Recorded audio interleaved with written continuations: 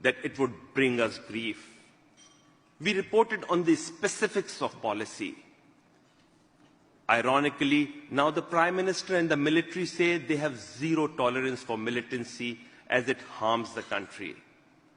When we said as much, we were declared unpatriotic, castigated on TV channels that are no more than surrogates of the security services.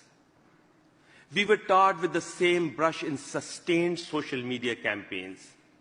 My colleagues and I were dragged before an inquiry tribunal whose aim was to find out our sources.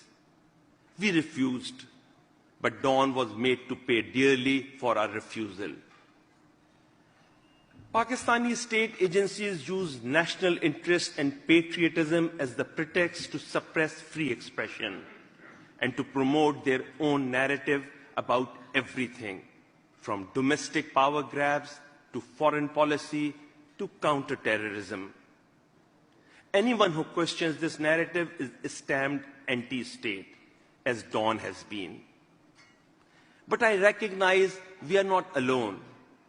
When the White House questions the veracity of serious journalism, dubs it fake news, and promotes a toxic nationalistic mindset, it inspires leaders from Pakistan to India, from Bangladesh to Brazil, to curb free speech.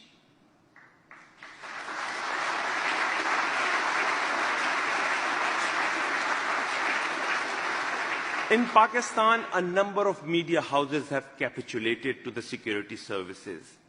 They say they toe the line only to survive. Some even counsel me to follow suit, to live to fight another day. Well, I say I have spent almost 40 years trying to tell the truth.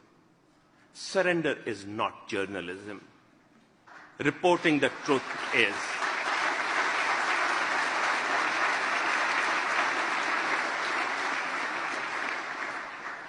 Well, for me,